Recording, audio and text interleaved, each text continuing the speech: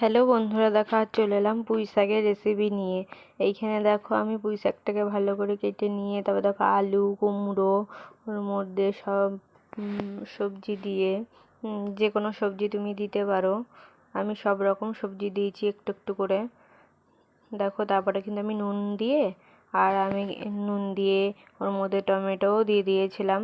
তার একটু জল দিয়ে আমি কিন্তু এটাকে একটু ভাপিয়ে নিচ্ছি।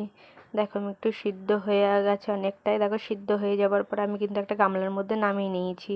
এর মধ্যে নুনটা আর হলুদটা দিয়েছিলাম। আর দেখো এখানে দিয়ে দিয়েছি জিরে বাটা, একটু আদা আদা, আর দেখো একটু ধনে গুঁড়ো দিয়েছি। দেওয়ার পরে তেলে কিন্তু আমি পাঁচফোড়ন সোমবার দিয়ে শুকনো লঙ্কা দিয়ে আমি কিন্তু পুঁই শাকটাকে ঢেলে দিয়েছিলাম। তারপর দেখো আমার কিন্তু পুঁই শাকটা রেডি হয়ে গেছে। একবার খুব সহজ উপকরণে, খুব সহজ রান্না। দেখো আমার কিন্তু পুঁই শাক রান্না রেডি। চলো টাটা।